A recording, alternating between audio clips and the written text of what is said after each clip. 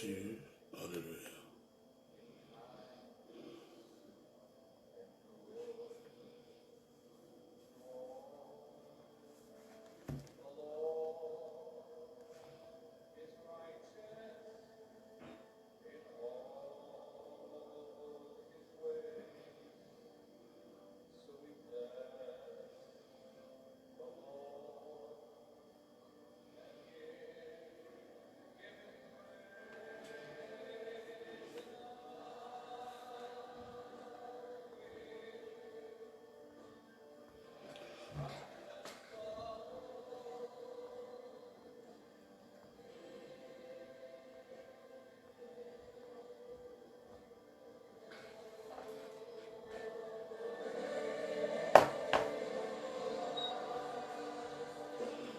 Shalom, bien-aimés dans le Seigneur.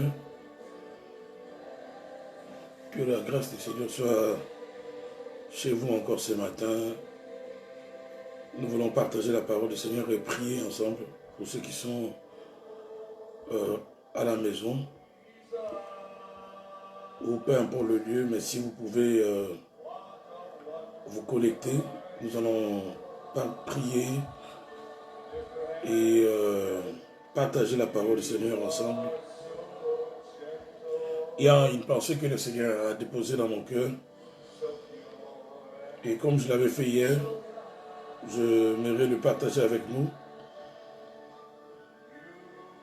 Shalom, Maman Gracia, sois bénie, maman, sois bénie, Omélie Sumbu. On partage la vidéo pour ceux qui sont déjà en ligne.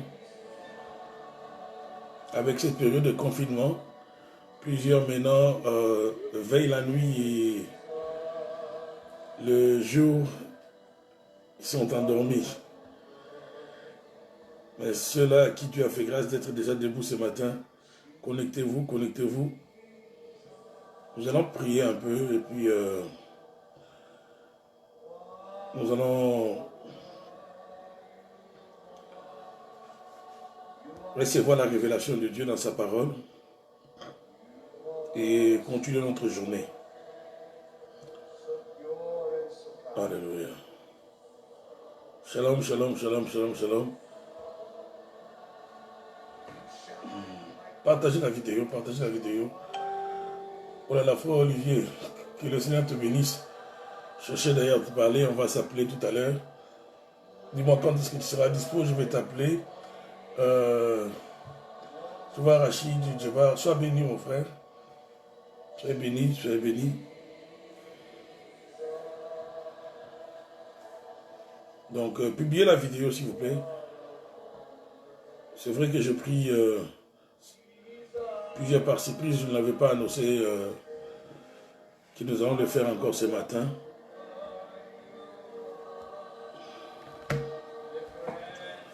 Il y a des choses qui m'amènent vers vous ce matin, bien-aimés dans le Seigneur. Le fardeau de prier, d'invoquer le Seigneur par rapport à cette pandémie qui est en train de ravager.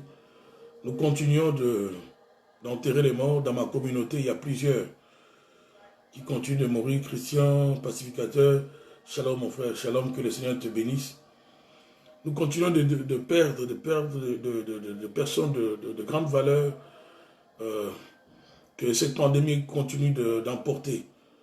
Et j'aimerais que nous puissions partager une pensée de la part du Seigneur et ensuite prier. Shalom, shalom, shalom. La grâce, shalom. Donc, cette pandémie est en train vraiment de faire rage. Nous comptons chaque jour qui passe, il y a des mauvaises nouvelles, des personnes qui meurent par-ci, par-là, en Europe, en Amérique et même en Afrique. Il est vrai que c'est plus nous autres ici en Occident où le Covid-19 est en train de faire ravage vraiment, est en train d'enlever la vie à plusieurs. Et comme je ne cesse de le dire à chaque fois que je sors, il faut voir le visage des gens, tout le monde se méfie de tout le monde. Et nous sommes dans une période où même éternuer devient un problème. Quand tu éternues devant les gens, c'est fini, c'est Covid-19. Donc avant de sortir de sa maison, il faut vraiment dégager la gorge parce que si tu essayes d'éternuer ou bien de tousser là où il y a des gens, ah, c'est fini, c'est Covid. Ce qui était naturel il y a quelques temps est devenu bizarre, est devenu shalom frère Fox, que Dieu te bénisse. Donc c'est devenu compliqué, comme dit un ami, c'est devenu compliqué. Donc éternuer devient compliqué de nos jours là, ça devient compliqué, éternuer. J'aimerais que nous puissions prier ensemble. Natacha, sois bénie ma soeur. J'aimerais que nous puissions prier. Bien-aimés dans le Seigneur, cette histoire c'est bizarre. Cette histoire c'est bizarre, c'est bizarre. La façon dont les gens meurent, c'est bizarre, c'est bizarre. Et comme je l'ai dit il y a plus d'un mois maintenant, quand vous voyez, quand nous voyons une telle pandémie, quand nous voyons beaucoup de morts tomber comme ça, sachez qu'il y a un esprit géant. Quand on parle d'esprit, c'est aussi des anges, de Dieu ou des ténèbres. Mais ça, c'est vraiment un ange de ténèbres qui est en train de ravager. Et l'Église doit prier. Nous devons continuer de prier jusqu'à ce que cette pandémie va passer. Nous devons continuer de prier. C'est par la prière que nous allons sécuriser nos vies. Nous allons sécuriser tout ce qui nous sont chers. Sinon, on sera vraiment surpris.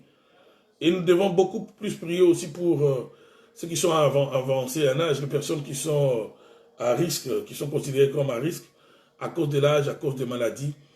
On doit prier. Bien aimé dans le Seigneur, l'heure est vraiment à la prière, à l'intercession, à la recherche de Dieu. Donc, c'est que cette période de confinement soit vraiment un temps de retraite personnelle, hein, de retraite.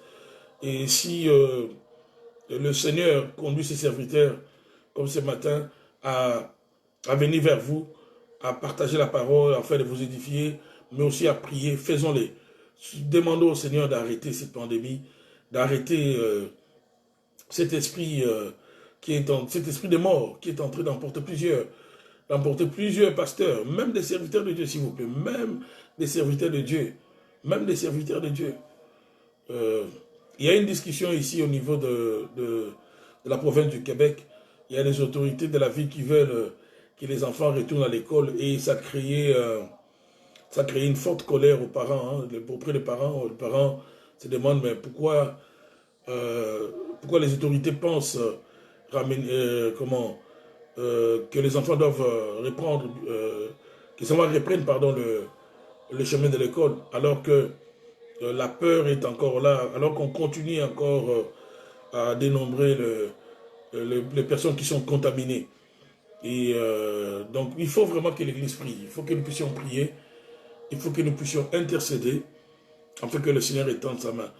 Donc ce matin, je ne serai pas long, j'aimerais que nous puissions prier même pendant quelques minutes. Et nous allons demander la faveur de Dieu, que Dieu répande vraiment sa faveur. Je ne sais pas moi dans quel continent vous êtes, mais peu importe le lieu, peu importe le pays, nous tous on est victimes de cette pandémie, peut-être pas au même niveau. Ceux qui sont aux États-Unis sont beaucoup frappés. Avant c'était en Europe, là maintenant c'est en Amérique. Nous devons demander la grâce du Seigneur. Nous devons demander la grâce du Seigneur, nous devons rappeler au Seigneur sa bonté, son amour, afin que le Seigneur ordonne à cet ange de ténèbres d'arrêter, d'emporter plusieurs parmi nous. Et nous devons prier aussi pour tout ceux-là qui continuent à travailler, à sortir.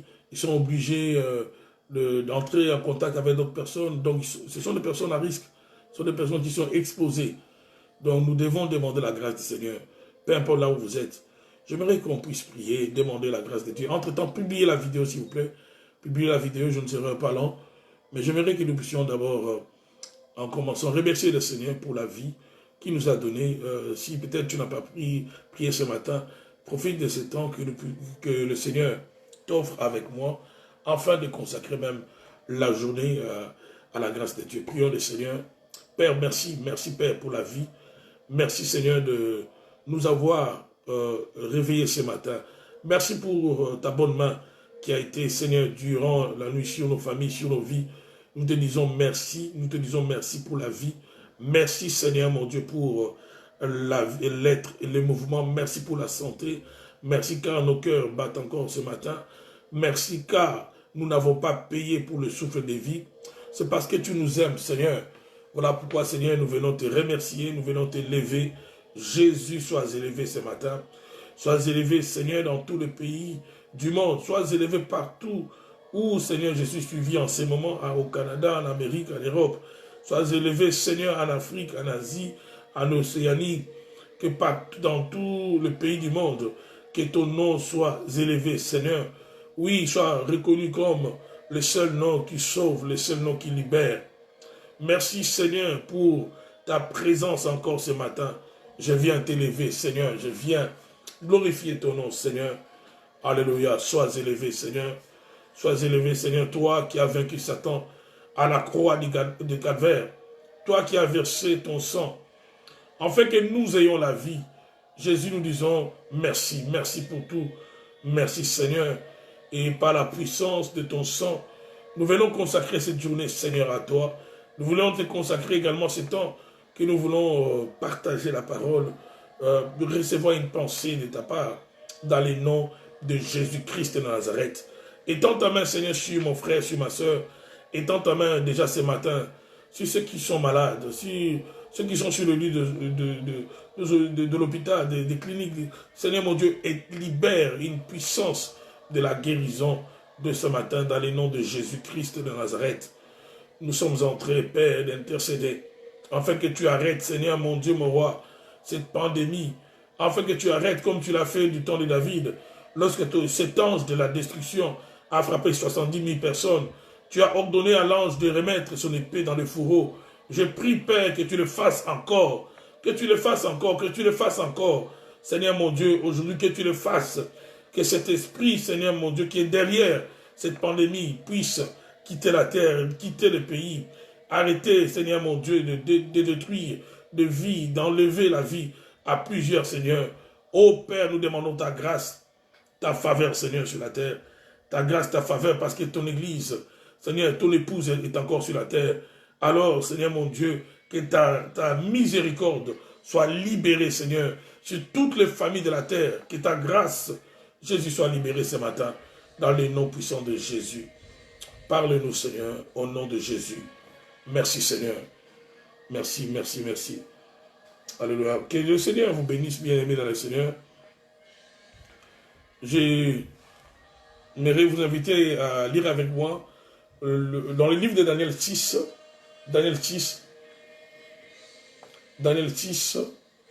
Shalom, shalom, shalom pour ceux qui nous rejoignent. Shalom, shalom, restez connectés. Publiez la vidéo autant que vous pouvez. Donnons l'opportunité à plusieurs de nous suivre. Alléluia. Je lis Daniel 6 à partir du verset 2e. La Bible dit ceci: Darius trouva bon d'établir sur le royaume 120 administrateurs, dans notre version pas des satrapes, c'est la même chose, qui devaient être répartis dans tout le royaume. Il mit à leur tête 3 responsables, parmi lesquels figurait Daniel, afin que les administrateurs le rendent le compte et que le roi ne subisse aucun dommage. Daniel s'est montré supérieur aux autres responsables et aux administrateurs parce qu'il y avait en lui un esprit extraordinaire. Le roi pensait à lui confier la responsabilité de tout le royaume.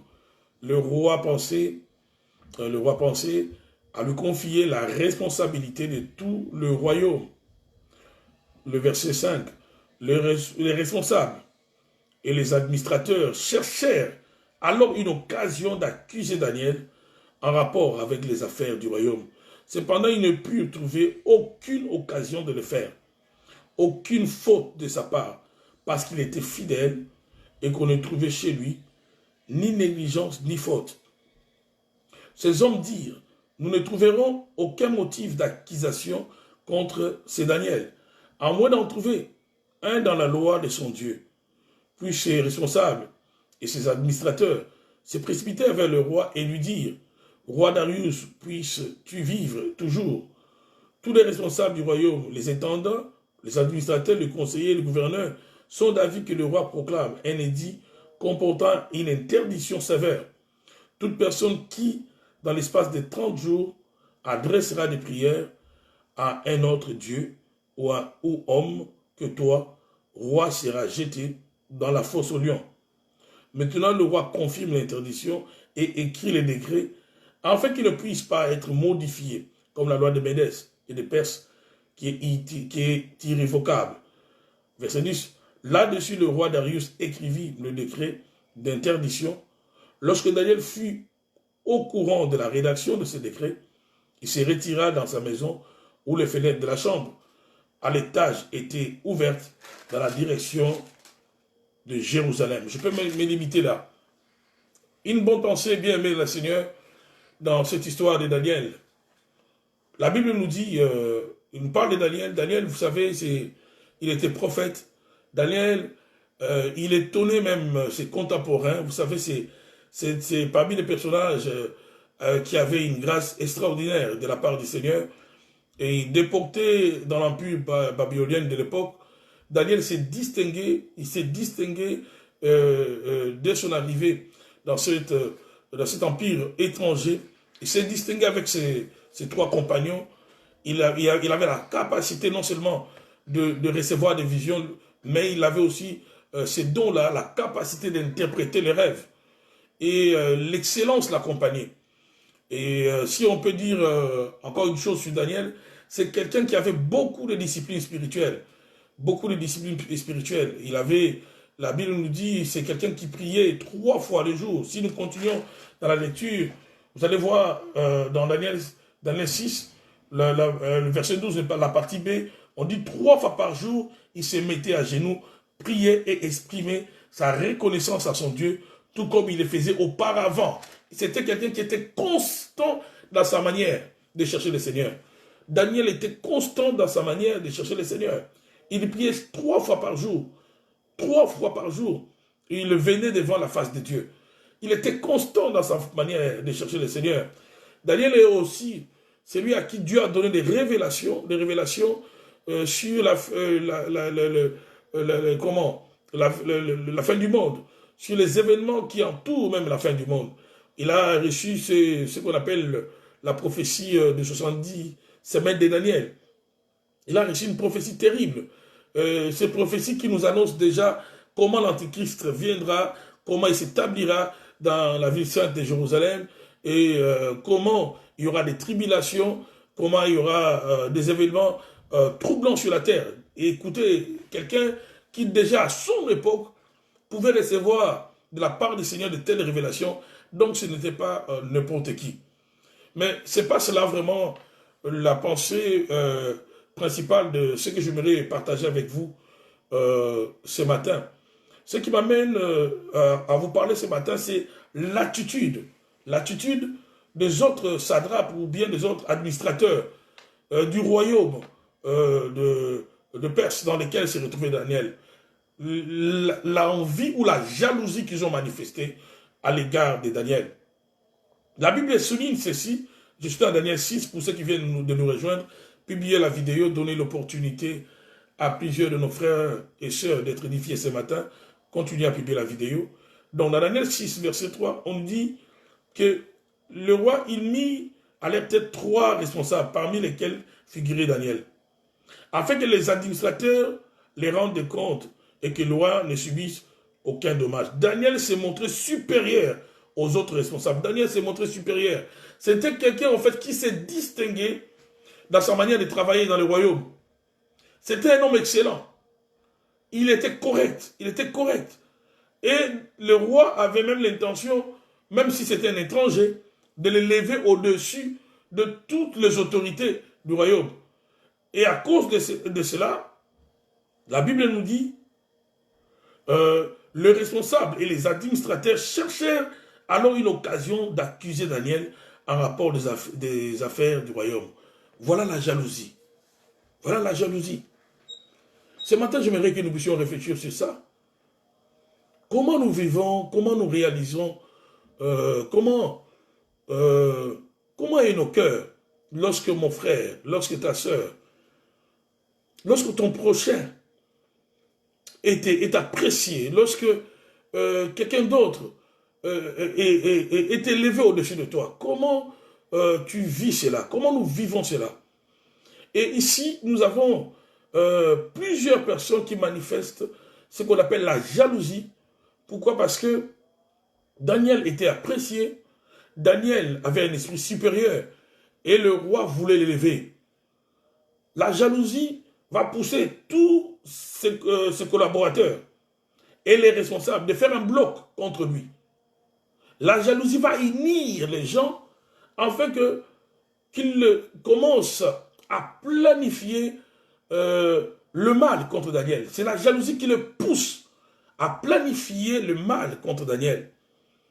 Ce matin, j'aimerais nous exhorter bien vers le Seigneur à faire attention avec nos cœurs, à veiller sur nos cœurs, à veiller sur nos cœurs, à veiller sur nos cœurs.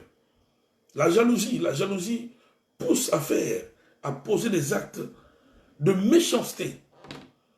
La jalousie pousse à poser des actes qui peuvent nuire aux autres. La jalousie, en fait, c'est quand on n'arrive pas à supporter ou bien à accepter le succès de l'autre. Quand l'autre prospère, quand ton prochain avance, lorsqu'il est apprécié, lorsque les enfants de ta soeur, de ton prochain, peut-être ont quelque chose que tes enfants n'ont pas, ce que nous ressentons dans nos cœurs, de négatif, à l'égard des autres enfants, de notre prochain, de notre soeur, de notre frère, c'est cela la jalousie. Lorsque nous avons des sentiments négatifs par rapport au succès des autres, lorsque nous commençons à penser comment nuire à l'autre, tout simplement parce qu'il est en train de monter, tout simplement parce qu'il a ce que moi je n'ai pas, tout simplement parce qu'il est apprécié. Il est apprécié. Cet avant-midi, bien-aimé dans le Seigneur, nous devons inspecter un peu comment nos cœurs, nous devons veiller sur nos cœurs. Veillez sur nos cœurs, veillez sur nos cœurs. Comment nous réagissons par rapport au succès des autres? Comment nous vivons la réussite des autres? Comment tu vis dans ton cœur lorsque tu cherches quelque chose que tu n'arrives pas à obtenir et que ton frère, ton prochain et que ta sœur l'obtient avant toi? Tu veux le mariage, mais l'autre se marie avant toi. Tu veux la promotion, mais à ta place, il y a quelqu'un d'autre qui est promu. Tu veux que tu sois connu, mais il y a quelqu'un d'autre qui est plus populaire que toi. Comment nous vivons cela? Comment nous vivons cela? Bien-aimé dans le Seigneur, s'il y a quelque chose qui détruise la destinée, il y a la jalousie. Il y a la jalousie. Une des définitions qu'on donne à la jalousie est la suivante. C'est un dépit envieux ressenti à la vue des avantages d'autrui. Un dépit envieux ressenti à la vue des avantages d'autrui. Quand quelqu'un a certains avantages, on commence à envier ces avantages-là. On commence à envier ce que l'autre a. On commence, n'est-ce pas, même à faire des projections. Si j'étais à sa place, si je pouvais avoir une telle promotion, si je pouvais avoir une telle popularité, si je pouvais avoir un tel mari, si je pouvais avoir une telle vie, si on pouvait échanger, c'est ça la jalousie. C'est ça la jalousie. Lorsque nous lisons dans Actes des Apôtres 7, Actes des Apôtres 7, le verset 9e, la Bible dit ceci, Actes des Apôtres 7, verset 9. Publiez la vidéo s'il vous plaît. Shalom, vous qui venez de nous rejoindre, continuez à publier la vidéo. Actes des Apôtres 7, verset 9.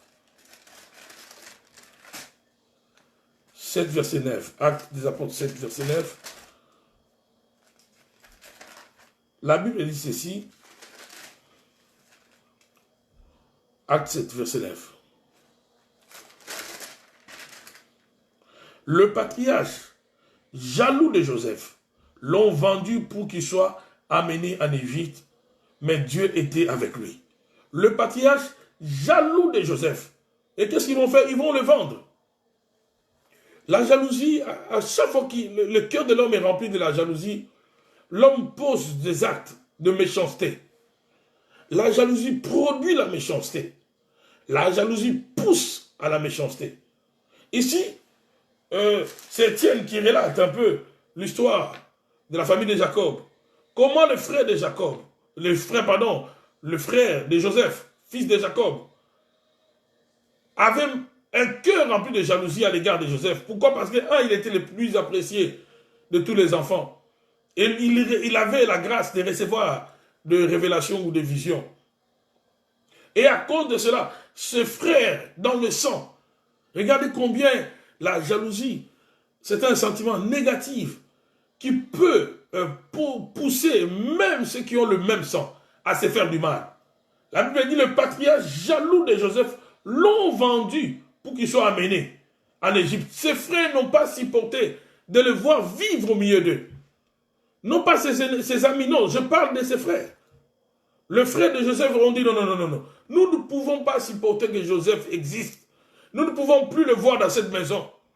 Il faut que Joseph soit vendu. Il faut qu'il meure. Ils vont prendre Joseph, ils vont le jeter dans la citerne. Ils planifiaient même de les tuer. C'est l'un d'eux qui va donner même l'idée de les vendre. Ils planifiaient de les tuer. La jalousie, bien aimé dans le Seigneur, c'est le cœur de Satan. La jalousie, c'est le cœur de Satan dans l'homme. Lorsque nous laissons la jalousie remplir nos cœurs, nous ressemblons, j'allais dire, au diable. Nous ressemblons à Lucifer. C'est le cœur de Satan. La jalousie ou l'envie. Lorsqu'on parle d'ailleurs de l'envie, on la définit de cette manière. Convoitise mêlée ou non de dépit de la haine à la vue du bonheur ou des avantages de quelqu'un. Donc, convoitise mêlée ou non de dépit ou de haine à la vue du bonheur ou des avantages de quelqu'un. Donc, c'est vraiment une convoitise qu'on a à l'égard de certains avantages que l'autre a que moi je n'ai pas. Des fois, certains jugements que nous faisons sur autrui, c'est parce que nous les envions. Il y a des choses que nous disons sur les autres, c'est parce que nous les envions. C'est parce que nous les envions. Des fois, nous sortons les vies passées des gens dans les tiroirs parce que nous les envions. Parce que nous réalisons qu'ils sont plus que nous. Parce que nous réalisons qu'ils ont plus d'avantages que nous. Parce que nous réalisons que le ciel les a élevés. Et nous, on se croit meilleurs que eux, mais on se rend compte que le ciel les a élevés plus que nous. Comment vis-tu le succès de l'autre? Un cœur jaloux, c'est un cœur qui se disqualifie dans le plan du Seigneur à recevoir ce que le Seigneur a donné à l'autre. Je vais le dire autrement. Quelqu'un qui a la jalousie à l'égard de son frère, cela veut dire, par ta jalousie, ce que Dieu a donné à l'autre, il ne pourra pas te le donner. La jalousie te disqualifie pour que tu ne reçoives pas ce que l'autre a reçu. Bien aimé dans le Seigneur, nous devons veiller sur nos cœurs. Nous devons, n'est-ce pas, développer des sentiments d'amour, d'appréciation, des sentiments d'encouragement. Je dois me réjouir. Je dois me réjouir du succès de l'autre. Parce que quand moi aussi, j'atteindrai le succès, je vais vouloir que l'autre, n'est-ce pas, puisse se réjouir de mon succès. Nous sommes dans une terre, sur la terre, où la roue tourne. Aujourd'hui, ça peut être ton prochain, mais demain, ça sera toi. Si tu es sévère avec ta soeur, tu es sévère avec ton frère, mais quand ça sera ton tour, tu vas vouloir que les autres puissent t'apprécier. Tu vas vouloir que les autres ne puissent pas te rappeler ton passé. Mais la jalousie nous pousse à rappeler quelqu'un qui excelle, quelqu'un qui avance plus que nous, quelqu'un qui se démarque. La jalousie nous pousse à souligner, non pas les qualités qui sont visibles, qui sont mises en évidence, mais plutôt à souligner les faiblesses de la personne. La jalousie peut pousser à faire le mal. La jalousie, c'est le cœur du diable, mais dans l'homme. Quelqu'un qui est jaloux, il a le cœur du diable. Quelqu'un qui est jaloux, au fait, il devient programmé par Satan afin qu'il nuise à son prochain. Regardez, à chaque fois qu'on parle de la jalousie ou de l'envie ou même de la haine, il y a toujours un acte méchant qui est produit par cela. L'entourage de Daniel, dans Daniel 6, ont commencé à comploter contre Daniel. Pourquoi? Parce qu'il excellait plus qu'eux tous. Daniel était supérieur à tout le monde. Est-ce que c'est lui qui a dit aux autres d'être inférieur? Non. Des fois, la vie fait que certaines personnes font des choses que nous n'acceptons pas de faire. Et c'est ce qui fait que les autres se distinguent plus que nous. Au lieu d'être jaloux d'une personne, vaut mieux même imiter ou s'inspirer de ce que la personne fait, afin que nous puissions avoir le même rendement. La jalousie, bien aimée dans le Seigneur, pousse à des actes de folie. La jalousie pousse à faire le mal. Les collaborateurs de Daniel, ils se sont unis. Ils ont parlé le même langage. Non pas parce qu'ils s'aimaient, mais parce qu'ils détestaient la même personne. Des fois, il y a des gens qui peuvent s'unir. Ils peuvent, n'est-ce pas, se retrouver ensemble. Ils peuvent marcher dans la main de la main. Non pas parce qu'ils s'aiment, mais parce qu'ils ne supportent pas le succès d'une seule personne. C'est ce qu'on appelle la jalousie. Regardez ce que ces compagnons de Daniel vont faire. Ils vont influencer les rois. Ils vont pousser les rois. D'abord, la Bible dit, si nous revenons dans le texte de Daniel 6, partagez la vidéo, bien aimé le Seigneur, ce matin, afin que nous puissions recevoir la pensée du Seigneur. La Bible dit, je suis dans Daniel 6, le verset 4, Daniel se montre supérieur aux autres responsables et aux autres administrateurs parce qu'il y avait en lui un esprit extraordinaire. Le roi pensait à lui confier la responsabilité de tout le royaume. Verset 5. Les responsables et les administrateurs cherchèrent alors une occasion d'accuser Daniel en rapport avec les affaires du royaume. On veut l'accuser pour un mal qu'il n'a pas fait. Pourquoi? Parce qu'il est excellent il est plus excellent que nous. Pourquoi? Parce qu'il se démarque de nous. Pourquoi? Parce qu'il est meilleur que nous. On veut l'accuser. Regardez combien la jalousie nous détruit. Combien la jalousie nous fait ressembler à Satan. Quelqu'un qui a la jalousie, il agit comme le diable. Ma chère, si tu laisses la jalousie dans ton cœur, il te manquera que des cornes. Il va te manquer des cornes pour que tu ressembles à Satan. Mon frère, si tu laisses la jalousie ronger ton cœur, il te manquera que des cornes pour ressembler à Satan. La jalousie va pousser ces hommes à commencer à suivre de près le travail de l'autre. Mais, gloire soit rendue à Dieu. La Bible dit, cependant, il ne put trouver aucune occasion de le faire. Aucune faute de sa part. Parce qu'il était fidèle et qu'on ne trouvait chez lui ni négligence ni faute. Gloire à Dieu. Ils vont rechercher comment nuire à Daniel. Comment trouver des fautes dans ce qu'il faisait. Mais Daniel était un homme correct. La Bible dit qu'il n'avait pas de négligence. Ça veut dire quoi? Si le travail devait commencer à 10 h, Daniel était là avant l'heure. Si on devait arrêter le travail à 11 h, Daniel pouvait faire des overtime. Daniel était quelqu'un d'excellent. Et ça n'a pas été facile pour ses détracteurs, pour ses ennemis, pour les jaloux, de trouver une seule erreur. Une seule erreur. Remarquez ce que la jalousie va pousser ces gens. Ils vont aller chez le roi. Ils n'ont pas pu trouver de fautes dans le service. Maintenant, ils vont aller changer la loi. On va changer la loi de toute une nation afin de nuire à une seule personne. Mon frère, ma soeur, si tu n'as pas encore compris ce que la jalousie peut pousser les autres à faire contre toi, tu seras naïf dans la vie. Je suis en train d'aider quelqu'un ce soir à sortir de la naïveté. On va changer la loi de toute une nation pour nuire à une seule personne à cause de la jalousie. Waouh! On va changer. Aujourd'hui, on parlerait de la Constitution.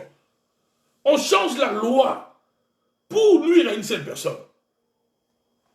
Je t'exhorte ce matin, mon frère, ma soeur, à faire certaines choses dans la discrétion.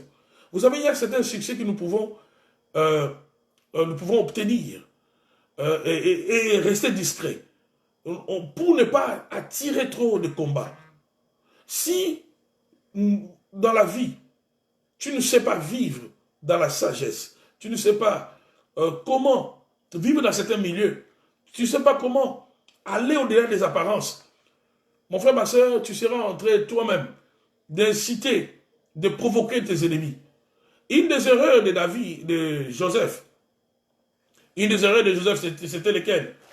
L'erreur de Joseph, c'est que Joseph, lui-même, il allait parler à ses frères. C'est lui-même qui allait provoquer la haine, la jalousie dans les cœurs de ses frères. C'est Joseph lui-même. C'est Joseph lui-même.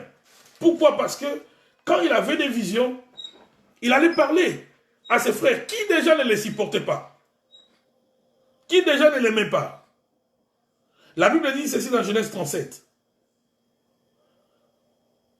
Verset 3, Israël aimait Joseph plus que tous ses autres fils, parce qu'il avait eu dans sa vieillesse.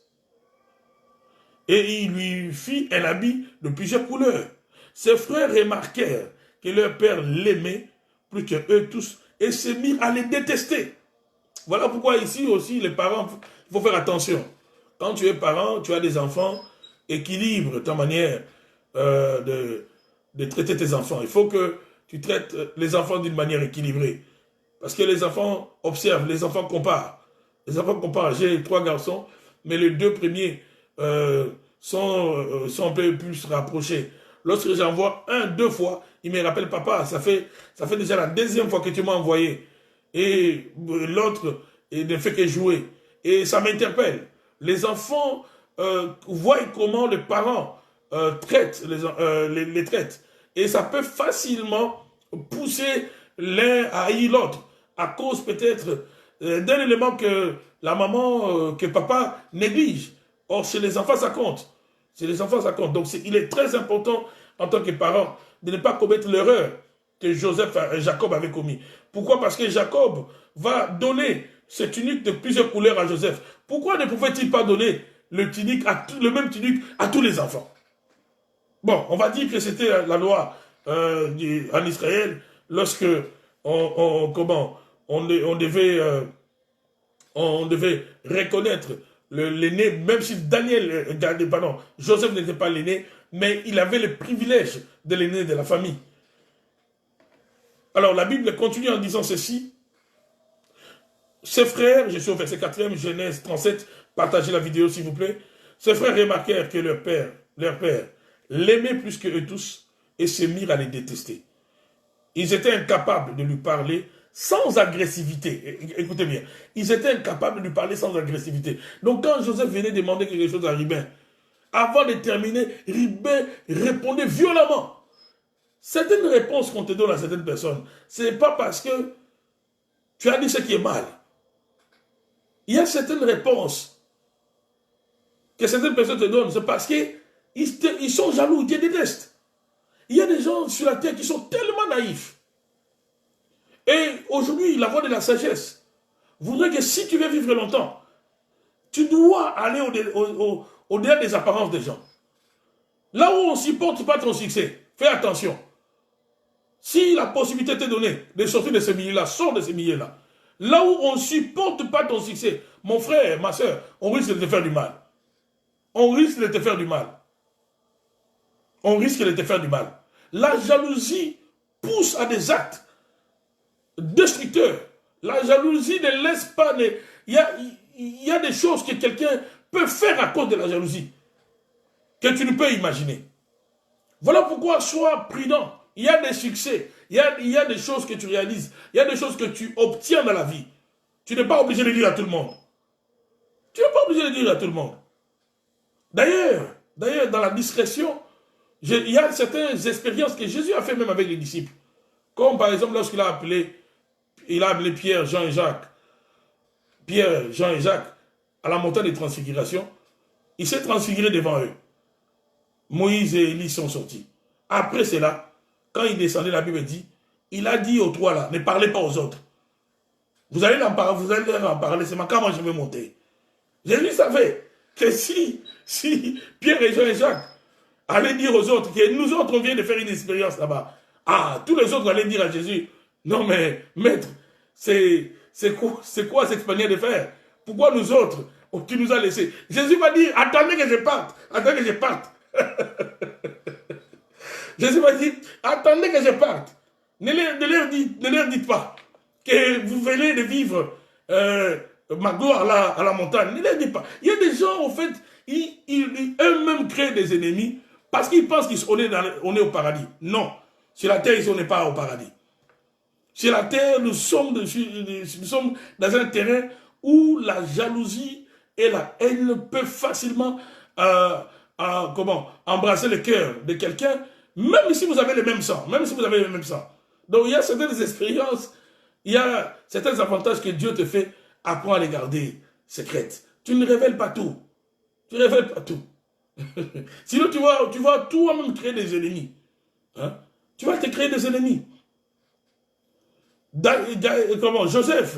Joseph, son problème ici, c'est que d'abord son père lui-même va braquer des projecteurs, va donner un traitement privilégié à Joseph. Ça c'est d'abord un. Mais lui aussi Joseph, la Bible dit au verset 5e, je suis dans Genèse 37, Joseph fit un rêve. Il le rencontra à ses frères, qui les détestèrent encore plus. Donc, il y a dimension et dimension de méchanceté. D'abord, au verset 4, on dit que ses frères les détestaient. Pourquoi? Parce que ils ont remarqué que leur père aimait Joseph. Mais au verset 5, on dit que la dose de la haine, la dose de la jalousie a augmenté quand Joseph est allé dire à ses frères, là, est allé leur parler de ses rêves. Ne parle pas de tes rêves à n'importe qui. Déjà, on te hait. Déjà, on te déteste. On a comme l'impression que dans l'organisation, dans la famille, que tu es le plus avantagé, que tu es le chouchou, que c'est toi qu'on apprécie. Alors, on ne va pas parler de tes rêves. Il y a des gens à qui il ne faut pas parler de nos rêves. Non, ne l'ose pas. Déjà, dans leur cœur, c'est la haine, c'est la jalousie. C'est la jalousie. Et quand tu essaies de leur parler de tes projets, de ce que tu planifies avec ta femme, ce que tu planifies avec ton mari, c'est comme si tu les lances des défis. Et tu verras demain, ils seront en train de faire la même chose, de vouloir obtenir la même chose que toi. C'est ça les signes de la jalousie. Il y a des petits signes qui ne trompent pas. Quelqu'un qui vient chez toi, il voit le sofa, et directement le lendemain, et surtout ça, mes soeurs qui me suivent, vraiment que Dieu vous bénisse, mais mes soeurs n'ayons pas la jalousie. Il y a des hommes qui souffrent. Pourquoi? Parce que le couple est allé visiter un couple ami, on est allé visiter une famille, et on trouve dans la maison des choses qu'on n'a pas chez nous, directement à cause du feu de la jalousie, on commence à demander à son mari d'acheter le même meuble, le même écran, le même lit, le même sofa qu'on a vu chez l'autre, même si ce n'était pas dans le programme. Ça, c'est l'envie. Ça, c'est l'envie. Que Dieu nous libère de cela. Donc, je disais que Joseph, en allant parler de ses rêves à ses frères, il va lui-même encore augmenter la dose de la haine et de la jalousie. Lui-même va le faire. Lui-même va le faire. Il faut de la sagesse. Il faut de la sagesse, frères et sœurs. Si tu veux bien vivre sur la terre et vivre longtemps, et sois attentif, ne sois pas naïf. Observe bien. Quand tu vois que tu as affaire à des gens jaloux, adapte-toi au milieu. Il faut s'adapter au milieu. Il faut s'adapter au milieu. Tu as affaire à des gens qui sont jaloux, ne te laisse pas faire comme Joseph. Hein? Tu n'es pas le Messie. Sinon, on va te tuer, on va te jeter dans la citerne. Lui, il a eu la chance que la citerne n'avait pas d'eau. Peut-être toi, dans ton cas, on va te jeter, il y aura l'eau. Donc, quand tu es dans un milieu où tu sens déjà que c'est l'hostilité, on te déteste, on ne te supporte plus, prépare déjà ton départ. Cherche comment te séparer. Cherche comment quitter ces milieux-là. Cherche comment quitter ces milieux. Regardez combien la jalousie peut pousser les autres, peut pousser les jaloux à des actes à des actes qu'on ne peut imaginer. On change la loi en Babylone uniquement pour nuire à une seule personne, pour nuire à Daniel. On change la loi pour nuire à Daniel. La jalousie pousse le jaloux à suivre tes actes de près, à chercher la bête noire, à chercher l'erreur. La jalousie aveugle les jaloux. Ils ne verront pas tes qualités, mais ils seront sensibles à tes faiblesses. Et ils ont toujours, on dirait, des amplificateurs pour amplifier tes erreurs, afin que tout le monde t'haïsse. C'est la jalousie qui a poussé Caïn à tuer son frère Abel. Le premier meurtre, c'était à cause de la haine, c'était à cause de la jalousie. Caïn n'a pas supporté que l'autre, que l'offrande de l'autre soit, n'est-ce pas, acceptée par le Seigneur. Est-ce que c'est Abel qui a dit à Dieu, refuse, rejette l'offrande de Caïn? Non. Il y a des choses qui arrivent où Dieu lui-même a choisi. Il a choisi l'offrande d'Abel. Il a apprécié son offrande. Mais Caïn a vécu cela très mal. Comme conséquence, il a tué son frère. Voilà pourquoi je te dis, mon frère, ma soeur, toi qui me suis ce matin, fais très attention. Faisons attention avec nos cœurs. Chrétiens, faisons attention. Faisons attention aux serviteurs de Dieu, servants de Dieu. Veillons sur nos cœurs. La jalousie nous donne le cœur de Satan. Un jaloux, je le répète encore, devient comme le diable. Mais seulement la seule différence, tu n'auras pas les cordes. Mais tu vas nuire autant que le diable nuit aux innocents. Qu'est-ce qu'on peut retenir sur la jalousie encore? Je vais le lire avec vous avant de terminer ici dans Proverbe 27. Proverbe 27, le verset 4e. Proverbe 27, verset 4e. Proverbe 27, verset 4e. La fureur est cruelle et la colère sans retenue, mais qui tiendra devant la jalousie? Qui tiendra devant la jalousie? Qui tiendra devant la jalousie? Salomon pose la question, il dit, qui tiendra devant la jalousie? Donc parce que la jalousie détruit. La jalousie pousse à des actes de méchanceté, le jaloux. La jalousie change le cœur de l'homme. Qui tiendra devant la jalousie?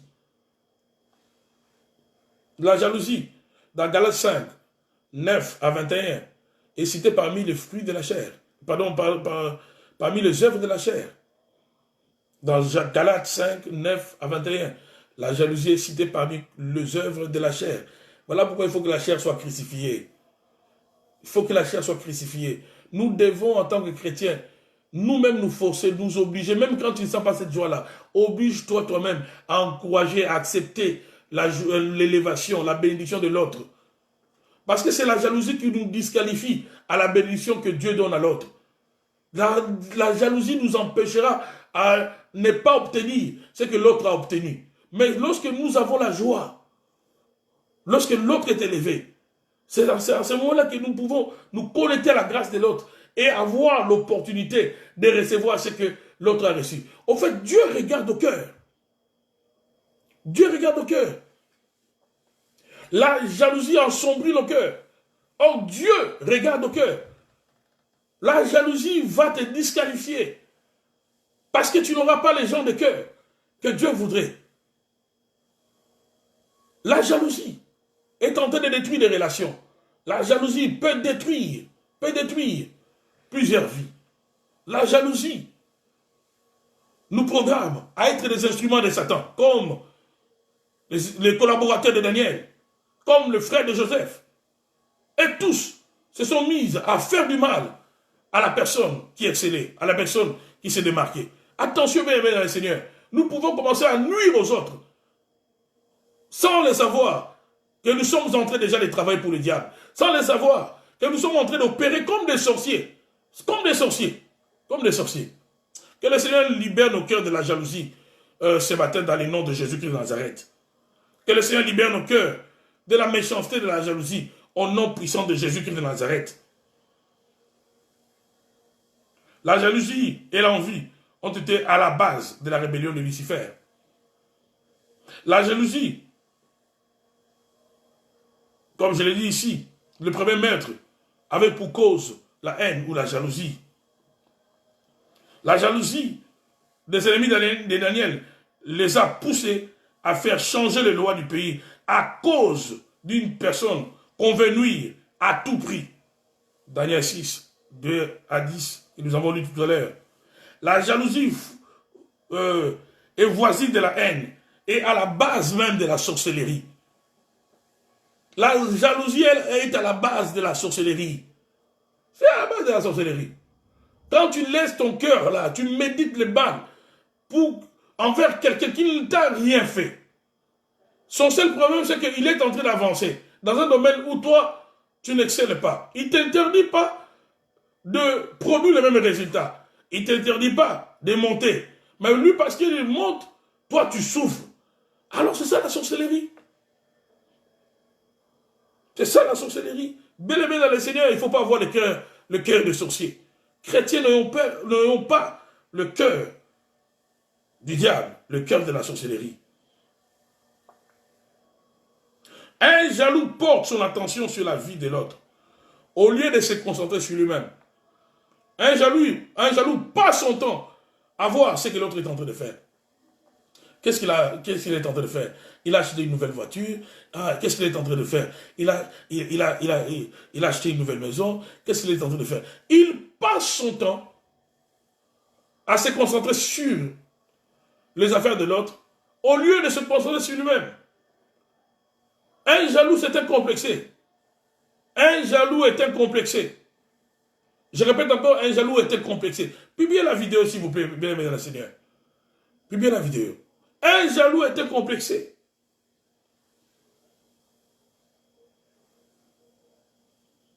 Un jaloux croit que le malheur des autres feront son bonheur. Notez encore cela, un jaloux, qu'est-ce qu'il fait? Il croit que le malheur de l'autre, c'est ce qui fera son bonheur. D'où il doit causer le dommage à son prochain. Il doit tout faire, un peu comme le frère de Joseph. Pour eux, leur bonheur, il faut que Joseph ne soit plus en vie. Pour eux, leur bonheur, il faut que Joseph soit vendu. Il faut qu'on ne le voie plus. C'est ça la jalousie. C'est ça la jalousie. C'est ça la jalousie. Le jaloux croit que le malheur des autres feront son bonheur. Un jaloux vit dans une compétition permanente. Il vit dans une compétition. Tout ce qu'il fait sera en rapport à l'autre. Il t'imite, mais il te déteste. Au lieu même d'apprécier celui qui l'inspire, mais il est en train de te détester. Que le Seigneur nous libère ce matin de la jalousie dans le nom de Jésus de Nazareth. Un jaloux témoigne par son comportement que son prochain est son supérieur. Un jaloux témoigne par son comportement que son prochain est son supérieur. Quand tu es jaloux de quelqu'un, ça veut dire que celui que tu es en train de jalouser est au-dessus de toi. Il est supérieur. C'est ce que ça veut dire. Un jaloux témoigne par son comportement que son prochain est son supérieur. Voilà pourquoi le frère de Joseph, il ressentait en Joseph qu'il était supérieur à eux. Les collaborateurs de Daniel, la même chose. Ils étaient jaloux. Pourquoi? Parce qu'ils voyaient que Daniel était supérieur. La jalousie est une preuve que l'autre est ton supérieur, que l'autre est au-dessus de toi, que toi tu es son inférieur. En d'autres termes, la jalousie te place en dessous de la personne que tu combats ou que tu détestes. La jalousie te place sous les pieds de la personne que tu détestes. Un jaloux est un ennemi dangereux. Il faut se méfier. Il faut prendre ses distances. Quand tu as la possibilité de prendre des distances dans un milieu où tu sais qu'on te déteste, mon frère, prends des distances. Plusieurs sont sous la terre aujourd'hui. Ce n'était pas le plan du Seigneur qu'ils meurent. Plusieurs sont empoisonnés aujourd'hui. Même dans les milieux chrétiens, on s'empoisonne, on s'enlève la vie. On fait des fausses accusations. dans le milieu chrétien, on peut payer une prostituée afin de faire tomber un autre frère, afin de faire tomber un autre homme de Dieu. Pourquoi? Parce que on voit qu'il monte, on veut à tout prix l'arrêter. Quand tu te rends compte qu'il y a la jalousie dans un milieu, fais très attention. Si tu veux vivre, sors de ce milieu. Ne meurs pas comme Jésus. Toi, tu n'es pas Christ. C'est Jésus qui est mort pour nous. Si tu veux vivre dans un milieu où il y a la jalousie, fais très attention. Parle peu de tes prouesses. Parle peu de tes succès. Parle peu. Vis dans la discrétion.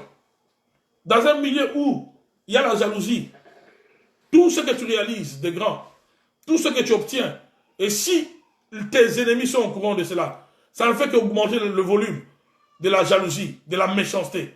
Dans un milieu où il y a la jalousie, on vit avec sagesse. Dans un milieu où il y a la jalousie, on vit dans la discrétion. Dans un milieu où il y a la jalousie, on vit à distance. On s'éloigne un peu.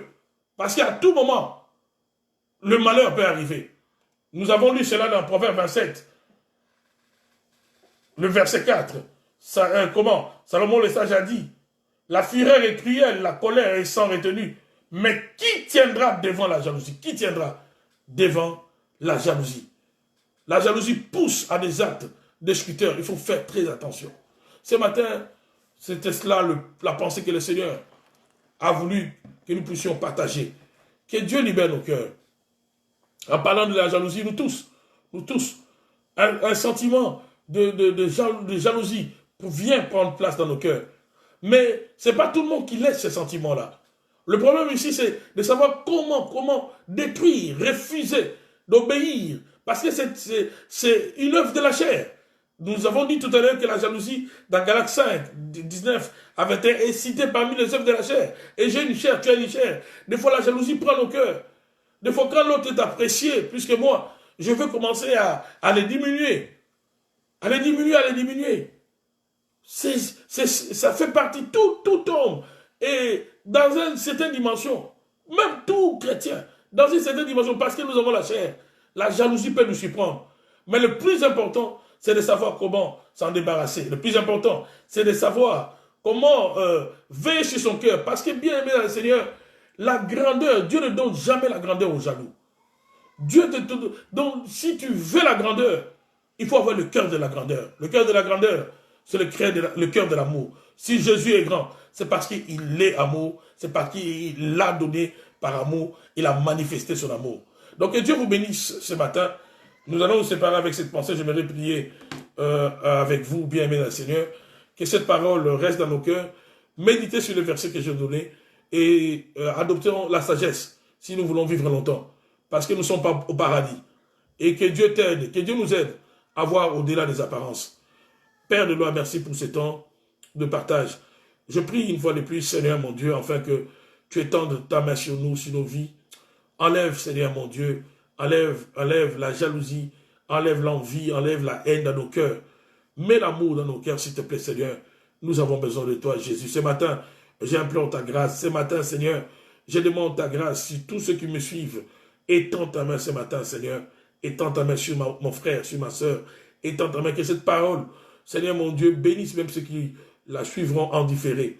Ô Dieu de gloire, nous avons parlé en commençant ce temps de partage. Je parlais, Seigneur, de cette épidémie qui continue à enlever la vie à plusieurs personnes, à plusieurs même de tes enfants, de tes serviteurs.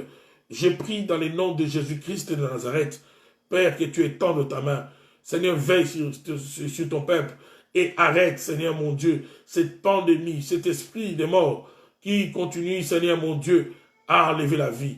Dans les noms de Jésus-Christ de Nazareth, que la puissance de ton sang attire ta faveur et que cette pandémie de Covid-19 s'arrête sur la terre, s'arrête dans les nations, s'arrête dans les régions, s'arrête dans le pays, dans les noms puissants de Jésus-Christ de Nazareth. Je prie également pour tous ceux qui m'ont suivi, également pour ceux qui me suivront après. Père, guéris les malades. Seigneur mon Dieu, fortifie ceux qui sont fatigués. Étends ta main ce matin, dans les noms puissants de Jésus-Christ de Nazareth, au nom de Jésus. Merci pour ta pensée. Que cette pensée, Seigneur, affranchisse nos cœurs, dans les noms de Jésus. Amen. Bien aimé Seigneur, que Dieu vous bénisse.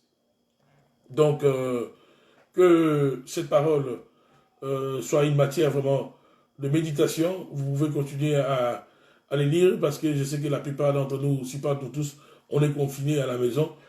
Et le Seigneur va nous faire grâce encore ce soir. Nous allons, comme nous le faisons depuis un certain moment, par recommandation divine, je viendrai vers vous à 18h, l'heure de Montréal, pour un temps de prière, de guérison et de délivrance. Ceux qui ont des témoignages, ceux qui ont participé à la séance d'hier et qui ont constaté la guérison, la main du Seigneur, s'il vous plaît, partagez avec nous cela ce soir, comme plusieurs le font, et invitez vos connaissances et à nous suivre sur ma page, sur la page du Centre Montagne Sainte, ou encore allez-y sur YouTube, tapez Centre Montagne Sainte, abonnez-vous sur notre compte YouTube, cliquez sur abonnez-vous, donc Centre Montagne Sainte, cliquez sur abonnez-vous et cliquez sur la cloche.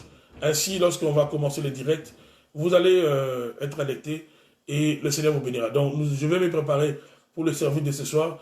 Le Seigneur est en train de guérir, de délivrer. Nous avons plusieurs témoignages. Vous pouvez suivre les autres vidéos. Et nous allons continuer à se lancer. Et parce que c'est le Seigneur lui-même qui nous a demandé de le faire. Et il le confirme par des signes. Donc, que Dieu vous bénisse abondamment. Et évitons, s'il vous plaît, de laisser la jalousie remplir nos cœurs. Et comme je l'ai dit tout à l'heure, nous tous, personne, ça c'est la jalousie, c'est dans la chair. C'est plus que le Covid-19. Hein? Elle est dans la chair. Nous devons combattre cela. Quand ça commence à remplir nos cœurs, nous devons combattre cela. Quelqu'un a dit, il est impossible de dire à un oiseau de ne pas passer au-dessus de ta tête. Mais ce qui est anormal, c'est de laisser un oiseau faire son nid sur notre tête. La jalousie peut venir dans mon cœur, mais je ne dois pas laisser la jalousie remplir mon cœur. Je dois combattre cela et poser des actions même qui doivent pousser mon cœur à aimer, à apprécier l'autre, à aimer, à encourager l'autre qui a obtenu ce que moi je n'ai pas obtenu, qui est élevé avant moi, à accepter cela, parce que c'est la volonté du Seigneur. Que Dieu vous bénisse. Bonne journée chez vous. Au revoir.